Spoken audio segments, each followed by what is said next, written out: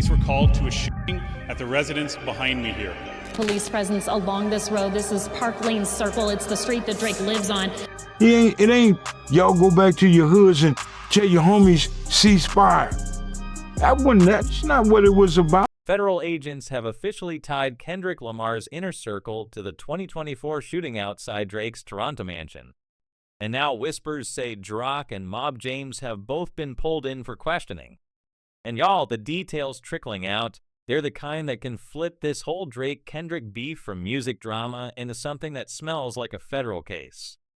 The feds aren't moving on speculation, they're moving on receipts. Court filings show Drake's legal team already prying deep into Kendrick's personal life, demanding documents that could expose everything from domestic abuse allegations against Whitney Alfred to the paternity of Kendrick's kids. But buried in those same filings is where it gets real messy. Dave Free, Kendrick's right-hand man, is named in the same breath as these domestic abuse claims and is now being quietly linked to movements around the night of the shooting. Now, here's where it flips. The shooting didn't just happen in the middle of their lyrical war. It came 2 days after Kendrick dropped Not Like Us, the disc record with Drake's actual mansion on the cover. A track Drake claims was illegally boosted through bot farms tied to Intercope's own marketing team. And that alleged botting operation, the guy accused of running it is Kojo Manat Asamoah, someone Drake's lawyers had to hire private investigators to track down.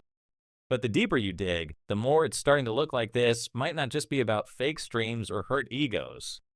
Because according to one Toronto police insider, the timing and method of the shooting line up perfectly with how certain West Coast connected crews send messages without ever stepping foot in your city. And here's the thing, one of the loudest voices weighing in on this is a man who knows that life better than most. Mob James. Mob James, who spent years inside some of the most feared sets in Compton, didn't mince words when asked about Drake stepping foot back in certain West Coast neighborhoods. He flat out said he doubted Drake could peacefully return, not because of his music, but because of the lingering bad blood that comes when lines get crossed in street politics. And in this case, we're not just talking bars on wax. We're talking a bullet in a man's chest outside Drake's $100 million Toronto estate just days after a disc record that made his home a cover photo. I think Drake had a problem coming to Compton now. Okay. It was. Yeah. But he did hint that when celebrity beef spills into the streets, sometimes the players pulling strings aren't even the rappers themselves. It's the people around them, the ones without platinum plaques, but with connections that never made it to Spotify. While Mob James took the careful, almost Og-like approach, Drock decided to poke the bear publicly. The same day news broke about the shooting, J-Rock was online clowning Drake's fan base, calling him the 69 God, the same nickname Kendrick dropped in Not Like Us. He wasn't subtle about picking a side, and if you've been paying attention, Drock's loyalty to Kendrick isn't just about music. That TD bond runs deep to the point where certain people now suspect his social media shade might have been a little more than friendly banter. But here's where it starts feeling less like a rap beef and more like chess. Because while Drock was making jokes, Drake's legal team was out here serving subpoenas to Kojo Manat Asamoah, the elusive marketing exec Drake believes was part of a botting campaign to inflate Not Like Us streams. And who sits right in that ecosystem? Dave Free, Kendrick's longtime partner at PG Lang. Now, federal investigators haven't gone public with any claims tying Dave Free or Drock directly to the shooting, but in private word is they're being asked questions about movements, calls, and contacts in the days leading up to May 7th. And if you're wondering why the feds care so much about a hip-hop beef, well, let's just say they've been down this road before with rap crews, and it rarely ends with a press release and a handshake. The real question is, if they keep pulling on these threads, will they find something that turns this from artist versus artist into a RICO-level situation? So here's what we know, and this isn't coming from blogs, guessing in the dark. This is straight from Toronto police timelines and insider chatter. May 7, 2024, 2 a.m., a vehicle rolls up near Drake's Bridle Path estate. The neighborhood is usually dead quiet at that hour. No engine revs, no yelling, just a slow, deliberate approach. A man steps out, fires a single round, and hits Drake's on-duty security guard in the upper chest. The shooter's back in the vehicle in seconds, and the car peels off. Police sources say the whole hit took less than 30 seconds from approach to exit. And that's important because that kind of precision isn't usually some random drunk with a gun that's practiced. The victim, a longtime member of Drake's private security rotation, is rushed to the hospital for emergency surgery. No fatality, but the injury is serious enough that even seasoned investigators are calling it a targeted message. Now here's the wild part. 3 things stand out immediately. The cover art connection. Kendrick had just dropped Not Like Us with a Google Map screenshot of Drake's home on the cover. In the streets, that's not a coincidence. That's an address drop. Tim timing. It happens 2 days after that song hits, right in the middle of a public, ugly lyrical exchange between the 2 rappers. West Coast method. 1 law.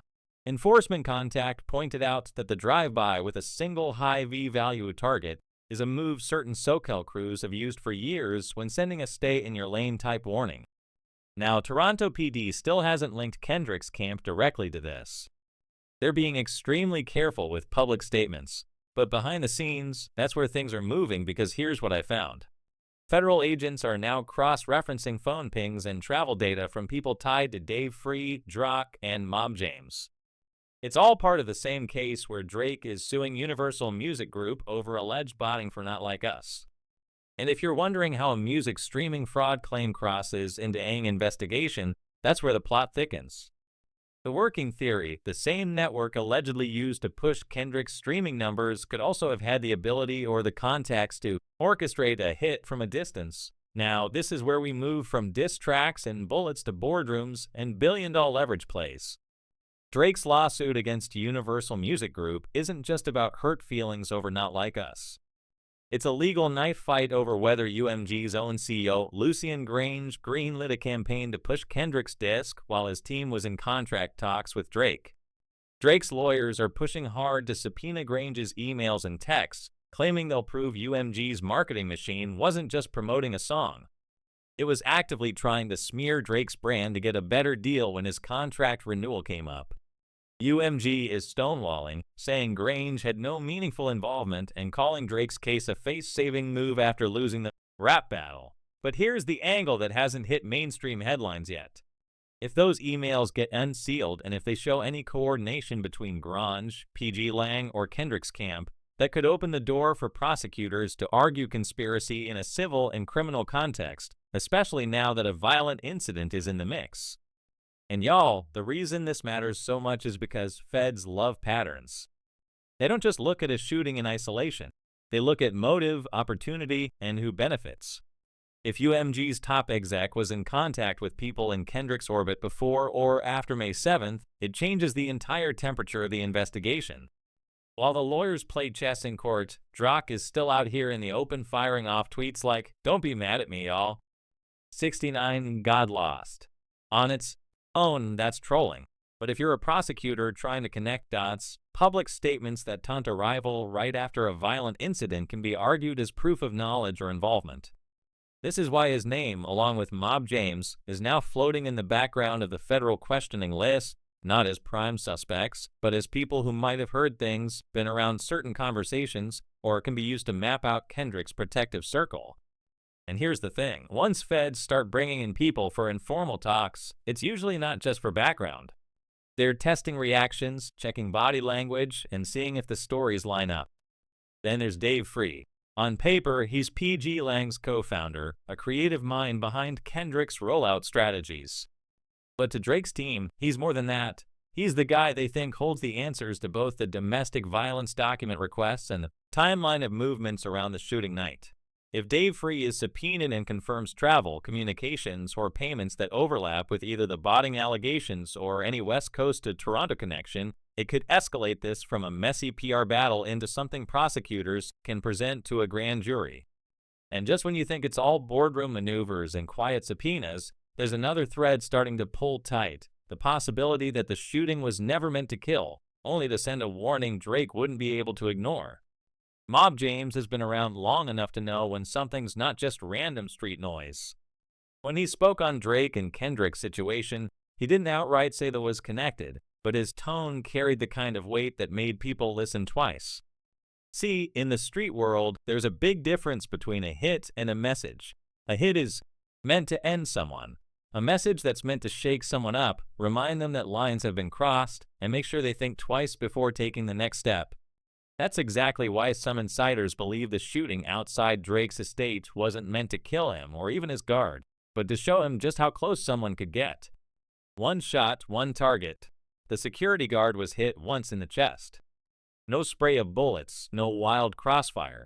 That's not chaos, that's precision. Survivable injury. The guard lived. If the intention was, there's no reason a trained shooter would leave that outcome to chance. Symbolic timing. 2 days after Kendrick drops a song with Drake's mansion on the cover art. That's as personal as it gets in rap beef. Here's where it gets deeper. There are old alliances and rivalries on the West Coast that predate Kendrick's fame. Some of those ties stretch into the music industry through managers, promoters, and security firms. And Dave Free, he's been in Kendrick's orbit since the TD days, long before PGL. That means he's worked with and possibly still knows people from those older circles. Now, there's no proof Dave Free or Drock made any call about the shooting, but feds know the value of questioning people close to the alleged target. They're looking at possible facilitators, people who wouldn't get their hands dirty, but might open a door for someone who would. When Mob James said Drake probably couldn't come back to certain parts of Compton without tension, it wasn't a death threat. It was a reality check. In his world, old grudges don't disappear just because the cameras do. And if you factor in how publicly Drake's been coming at Kendrick, the perception in certain neighborhoods could be that he's disrespected the wrong person. Combine that with a federal case already sniffing around Kendrick's camp, that's a recipe for agents to connect dots, even if some of those dots are just in theory right now. By now, it's clear Drake isn't just fighting Kendrick in the booth. He's fighting him in courtrooms, corporate offices, and maybe even in the streets. The lawsuits and subpoenas aren't random. They're strategic pressure points aimed at forcing Kendrick's camp to slip up. Drake's legal team isn't just asking for streaming records. They're digging into domestic violence allegations involving Kendrick and his fiancée Whitney Alford, paternity documents to prove he's the father of his kids, and any dirt involving Dave F's role in Kendrick's personal and professional life. If you look at it like a chess game, every one of those requests is a move designed to either find legal leverage against Kendrick or force someone in his circle to break loyalty and talk. Drake knows UMG doesn't want their CEO, Lucien Grange, dragged into discovery for a hip-hop beef. The bigger that part of the case gets, the more pressure Grange might put on Kendrick's team to settle or to cooperate. And if that cooperation happens under federal investigation, that's where names get named. Here's the part most people miss. Drake's legal play could be bait. By filing for domestic violence records, paternity proof, and corporate comms all at once, he's not just looking for court wins. He's testing how Kendrick's team reacts under sudden sustained pressure. Because in high-profile disputes, how someone reacts can tell you more than any leaked text ever could. If a phone goes dark, if a flight gets booked last minute, if someone suddenly lawyers up after months of moving freely, those are signals. And yes, investigators pay attention to those signals. From the outside, this might just look like another messy rap view, but from a federal perspective, you've got a high-profile shooting, alleged corporate manipulation of music charts, legal motions hinting at domestic abuse and fraud, and possible West Coast Toronto travel overlaps. That's a cocktail that can justify months of quiet surveillance without anyone being formally charged. But if there's one thing history's taught us about the feds, it's that they don't knock on your door unless they're already holding half the evidence. Which makes the next step the possibility of sealed indictments. The part nobody in Kendrick's camp wants to think about. If you talk to certain legal insiders watching this case, they'll tell you straight, sealed indictments aren't a rumor, they're a possibility. Why? Because when the feds think a public target might run, tamper with evidence, or trigger street retaliation, they don't announce charges right away. They lock them down under seal, keep building, and then make the arrest when it'll sting the most. And if you think that sounds far-fetched, remember we've seen this exact playbook in other celebrity-adjacent cases where a shooting was just one thread in a much bigger conspiracy. If indictments exist, the most brutal moment to unseal them would be right before Kendrick's next major drop or tour announcement. Imagine the PR damage if federal headlines hit the same week as a PG Lang rollout. That's the kind of pressure that makes even the most loyal affiliates start negotiating deals. And in Drake's case, that timing could be a tactical nuke. His legal filings, his subpoenas, his media moves, they could all be setting the stage for a moment where Kendrick's circle is forced to respond while under federal heat. Mob James, after those initial comments, has gone quiet. No interviews, no new quotes, nothing. In federal cases, sudden silence can mean one of two things. Either someone's laying low to avoid fueling rumors, or they've been told not to speak. If it's the latter, that means the circle of people under active questioning is tighter than we think. And that's when you start wondering if Drock's trolling, Dave Free's positioning, and Lucien Grange's withheld emails are all part of the same puzzle the feds are already putting together.